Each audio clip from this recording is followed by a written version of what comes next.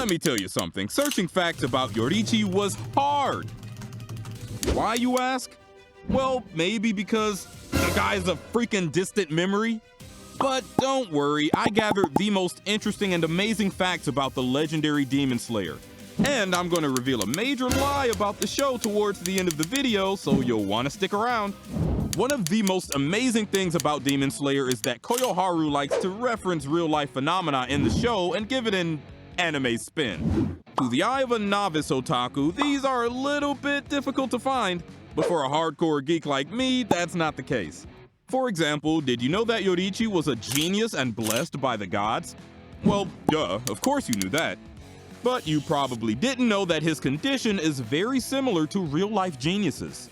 You see, a lot of real-life geniuses tend to have speech issues and are considered to be late talkers when they're young.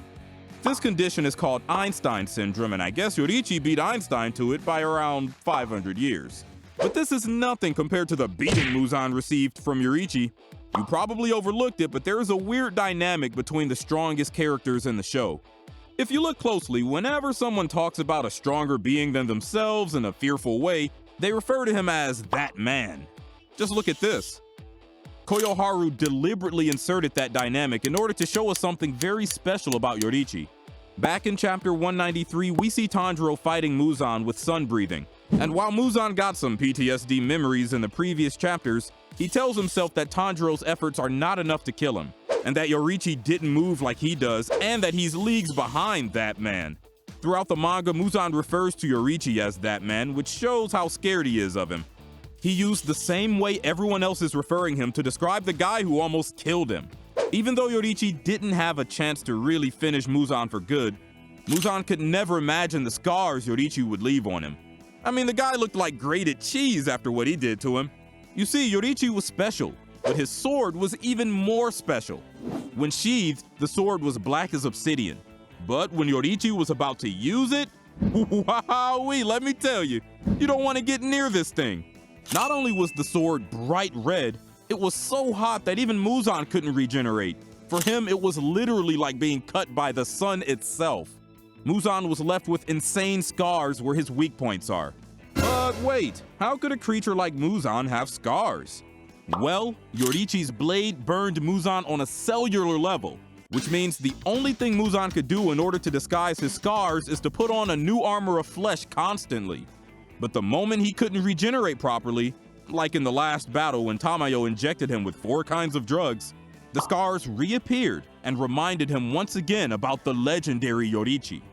Speaking about that fateful night, while I was retouring chapter 187, I noticed another loophole that most of you missed for sure. The plot hole is the intentions of the beautiful demon and the former partner of Muzan, Tamayo. Yoriichi, upon confronting Muzan that fateful night, making his ass clean the ground should have been a scene etched into Tamayo's memory. But for some reason, she kept the secret of the legend all to herself. I mean, I get that she don't trust the Demon Slayer Corps, but why didn't she take the initiative of informing Tanjiro about his Hanafuda earrings, knowing full well they belong to Yoriichi? As smart as she is, I assume she would seize this opportunity right away. I guess we'll never know. We have 7 more facts to cover, and the secrets are just gonna get better and better.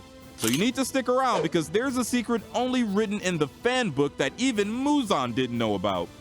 We all know that Muzan was after the blue spider lily, the mysterious plant that gave him the power to, well, become Muzan. And he was searching for it so he could gain the power to conquer the sun. But what you probably didn't know is that after Yoriichi buried his wife Uta, the blue spider lily was blooming next to her grave for a time. If you think about it, Muzan actually paved the path for his own demise.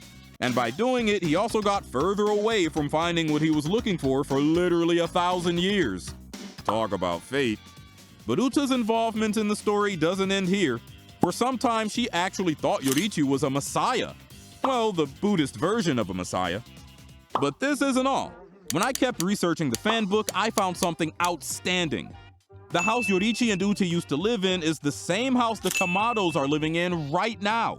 When Yoriichi became a demon slayer, he abandoned the house he and Uta were living in.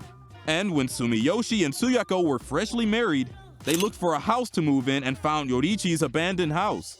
Yoriichi came to visit the house from time to time. After all, his wife is buried there.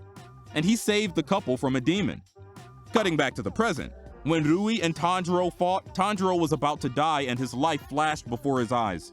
Right before he saw his father's memory, we see a glimpse of the blue spider lily. Apparently, Tanjiro's mother knew where the blue spider lily was blooming and showed it to him when he was young. But don't go and look for this memory in the anime, because you'll be disappointed. For some reason, the studio decided to remove the part about the blue spider lily, so this scene is for manga readers only. And there's also a theory about how Tanjiro and Nezuko became so good at being demons, but this is for another video. Don't you see? It's all connected. Speaking of things being connected, there's another plot device that may or may not be accurate. Back when Yoriichi died from old age after sparing his brother, we see Kokushibo in a last attempt to lose his humanity, cutting Yoriichi's dead body in half, only to see the flute he gave him when they were both children. What you probably didn't notice is that the bag which he carried that flute has a very similar pattern to Uta's cloth's pattern, and it's very probable that he made that bag out of her clothes. The relationship between the Tsugikuni brothers was complicated, to say the least. One brother was obsessed with becoming the best swordsman ever, and the other was born so gifted that he caused the people around him to feel tiny and weak just by being around them. But the relationship between the brothers actually goes much deeper than that. You see, the relationship between Yoriichi and Machikatsu parallels the mythology of the Shinto deities Amaterasu and Tsukiyomi. No, not these Amaterasu and Tsukiyomi. Amaterasu is the most sacred of Shinto deities, the sun goddess. Tsukiyomi, the moon god, is her former husband and brother. After Tsukiyomi killed Ukemochi, the Shinto deity, for food, Amaterasu refused to ever look upon him again, moving to another part of the sky and beginning the cycle of day and night. Like the deities, the siblings also feud and have chosen different paths, that of the demon slayer and the demon, developing their respective breathings of the sun and moon. Speaking of breathing styles, did you know that Demon Slayer lied to you since the beginning of the show? We all know that Yoriichi created the sun-breathing forms and the final form specifically created to kill Muzan. But throughout the show, we hear that the other breathing styles are derivatives from sun breathing, which is not 100% accurate. You see, although Yoriichi did teach the pillars of Sengoku era how to use breaths, he by no means taught them how to use their flame, wind, rock, water, and thunder forms. In the official translation of chapter 186, we see Yoriichi explaining to Sumiyoshi how he taught the pillars how to use breaths. And when they used breaths on top of their sword styles, their power increased tremendously. Now, anime hero. Kokushibo said that Yoriichi invented the derivatives to work around their strengths and weaknesses, confirming that he created them. Well, not really, because first, Yoriichi and Kokushibo remembered two different lives. Kokushibo remembered his hatred towards his brother, and Yoriichi actually remembered a loving brother. So we know we can't really trust Kokushibo's memory. But let's put memories and vague information aside. There's a final piece of evidence that puts a nail in the coffin of this topic, which is the moment Yoriichi met with the flame pillar for the first time. Look at his sword and clothes. I wonder what it resembles. Oh yeah, flames! Now tell me, how can a person be named after his breathing forms before he even knew they existed in the first place? Sounds like some misinformation to me.